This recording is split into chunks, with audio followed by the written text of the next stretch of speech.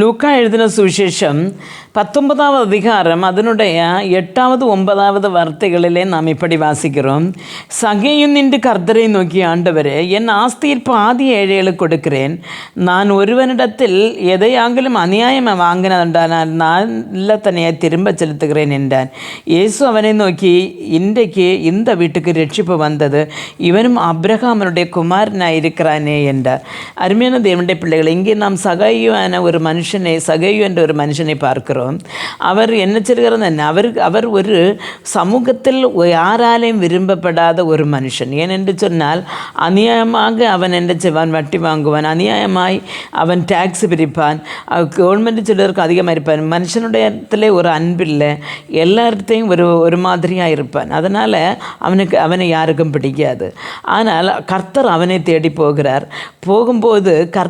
போகும்போது அவனிலே ஒரு மாற்றம் இயேசுவை அறிந்து கொண்ட பொழுது பெற்றதும் மாற்றம் உண்டாகி தான் செய்த தவறை உணர்ந்து அதை நான் இனி விட்டு விடுகிறேன், அது செய்ய மாட்டேன் என்று சொல்லுகிறான்.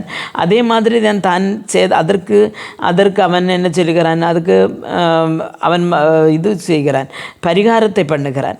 அப்படி ஆன பொழுது தான் கர்த்தர் சொல்கிறார், இவனும் இன்றைக்கு அப்ரஹாமனுடைய புத்திரனாக இருக்கிறான், இவனுடைய வீட்டுக்கு இன்றைக்கு ரட்சிப்பு வந்திருக்கிறது என்று சொல்லுகிறார். அருமையானது இவனுடைய பிள்ளைகளே, நமக்கு தெரியும், இன்றைக்கு இது மது அருந்துகிறவர்கள், வேசித்தனம் பண்ணுகிறவர்கள், சூதாடுகிறவர்கள், இந்த மயக்கு மருந்துகள் உபயோகம் பண்ணுகிறவர்கள், களவாடுகிறவர்கள், இப்படி பல தொழில்களை செய்து கர்த்தருக்கும் மனுஷனுக்கும் விரோதமாக பாவங்களை செய்து கொண்டிருக்கிறார்கள். என்று சொன்னால், நல்ல மனுஷர்களை அவர்கள் கெடுத்து போடுகிறார்கள். அப்போ இப்படி இருக்கும் பொழுது அவர்கள் நினைப்பார்கள், நான் இனி எனக்கு இதிலிருந்து ரட்சப்பட முடியலை, நான் இனி ஒரு கிறிஸ்துவுக்காக ஒரு வாழ்க்கை எனக்கு இல்லை, நான் இந்த பூமியில் வாழ்ந்தது இவ்வளவுதான், அப்படி என்று சொல்லி நீங்கள் கலங்கி தவித்து கொண்டிருக்கலாம். அப்படி அல்ல. இந்த சகேயுவை இருந்த வண்ணமாக கர்த்தர் எப்படி சேர்த்து கொண்டாரோ அதே போல தான் நீங்கள் ஒரு குடிக்காரலாக இருந்தாலும் கர்த்தர் அதை நீ வேண்டாம் என்று தள்ள மாட்டார்.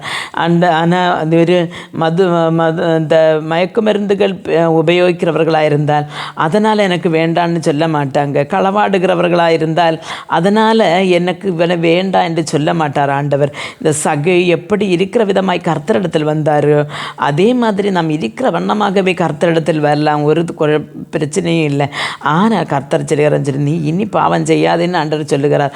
அது மாதிரி செய்த பாவத்துக்கு நாம் பிராயச்சித்தங்கள் பண்ண வேண்டும். அப்படி பிராயச்சித்தம் என்று சொல்லும் பொழுது நாம் ஒருவரைக்கு பகைத்து கொண்டிருந்தால் பகைக்கக்கூடாது. அவர்களிடத்திலிருந்து ஏதாவது நாம் பிடித்து பறித்து கொண்டிருந்தால் அதை நாம் திரும்ப கொடுக்க வேண்டும். அதே மாதிரி தான் நம்ம மதுபான அறிந்தவர்கள் தெரியும் இல்லை, அவர்களுக்கு சரியான ஒரு ஞாபக சக்தி இருக்காது. வீட்டில் பிரச்சனைகள் பண்ணுவார்கள். ஆனால் அதற்கெல்லாம் நாம் யாரோடு பிரச்சனைகள் பண்ணினாமோ அவர்களோடு நாம் மன்னிப்பு கேட்க வேண்டும். இப்படியெல்லாம் நாம் அதற்கு பிரயோஜனம் பண்ணி கர்த்தருடையத்தில் பிறகு நாம் பாவம் செய்யாதிருக்கும் பொழுது நாம் நிரந்தரமாகவே அப்ரஹாமுடைய மக்களாகி தீருகிறோம். ஆண்டவர் தன்னுடைய புத்திரராக சேர்த்து கொள்ளுகிறார், நம்மை பரலோகத்துக்கு ராஜ்யத்துக்கு நேராக கொண்டு போகிறார். அதனால் பிரியமான தேவனுடைய பிள்ளைகளை, உங்களை சமூகம் ஒருவேளை ஒதுக்கி வைத்திருக்கலாம். குடும்பக்காரர் நீ தேவையற்றவன், அல்லனா உன்னை கொண்டு ஒரு பிரயோஜனம் இல்லைன்னு சொல்லி உன்னை ஒதுக்கி வைத்திருக்கலாம்.